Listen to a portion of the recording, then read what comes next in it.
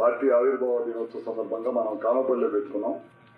దాదాపు 29వ తారీఖు 82లో party MLA క్వార్టర్స్లో స్టార్ట్ చేశారు. ఆ రోజు చేసిన తర్వాత 9 నెలల్లోనే ఎక్కడ కూడా దేశంలో 9 నెలల్లో పార్టీ పెట్టి అధికారంలో తీసుకొచ్చిన ఏకైక వ్యక్తి ఎవరు ఉన్నారంటే అది నందమూరి తారక రామారావు గారు.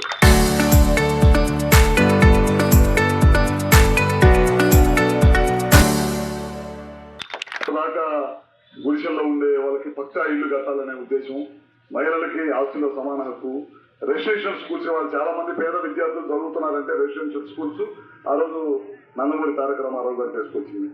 అందులో చెప్పుకుంటూ పోతే ఎన్నో ఉండే, అటు సినిమా రంగంలో కానీ ఇటు రాజకీయ రంగంలో కానీ ఆయన కానీ సాటి సినిమా రంగంలో ఏ పాత్ర వేసినా సరే ఆ పాత్రకి చేతులెత్తి దండం పెట్టే, ప్రజలందరూ కూడా చేతులెత్తి దండం పెట్టే సంస్కారం ఆయన పాత్రలు చేసేవాడు అనమాట.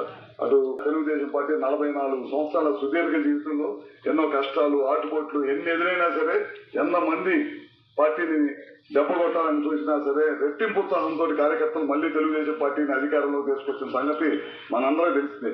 మా ఇటుగారి పార్టీ నాయకులు మనం చేసే కార్యక్రమాలు మన నాయకులందరూ కూడా ప్రజల్లోకి తీసుకెళ్లాల్సిన అవసరం ఉంది.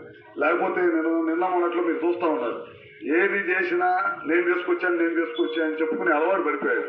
మడం తెప్పును మాట తప్పననే మాటతోటి వాళ్ళ పార్టీ అధికారంలోకి 5 సంవత్సరాలు వచ్చి ప్రతి నిమిషం ప్రతి అడుగు మడం తిప్పి మడం వంకర పోయిందా తిప్పాడు. ఏ పని కూడా చేయొచ్చు.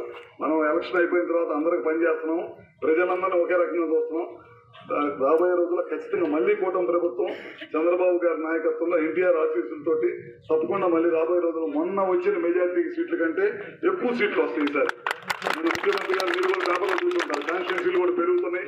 ఇంకా చాలా మంది యువకులకి అవకాశం వస్తుంది. తెలుగుదేశం పార్టీలో చాలా మంది తెలుగుదేశం పార్టీ సిద్ధాంతాలు నచ్చి పనిచేయడానికి చాలా మంది సిద్ధంగా ఉండాలి. చదువుకున్న మేధావులు కానీ పార్టీ నాయకులు కానీ అందరూ కూడా పనిచేయాలి. తెలుగుదేశం పార్టీలో రాబోయే రోజుల్లో ఇంకా సీట్లు పెరుగుతున్నాయి, ఇంకా చాలా పెద్ద ఎత్తున అవకాశం వచ్చింది అనే అవకాశం వస్తుందని కూడా మీ అందరికీ తెలియజేసుకుంటూ తెలుగుదేశం పార్టీ అందరూ కూడా కలిసిమెలిసిగా ఉండి గ్రామాల్లో ఎక్కడ కూడా ప్రశాంత వాతావరణాన్ని తీసుకొని ముందుకెళ్తా ఎక్కడ కూడా ఇబ్బంది లేకుండా పనిచేసుకుంటూ అందరూ పనిచేయండి, ఏ ఇబ్బంది లేదు, అందరూ పనిచేయండి. మనకు అవకాశం వచ్చినప్పుడు 10 మంది పనిచేస్తే అందరూ కూడా పార్టీకి అండగా ఉంటారు.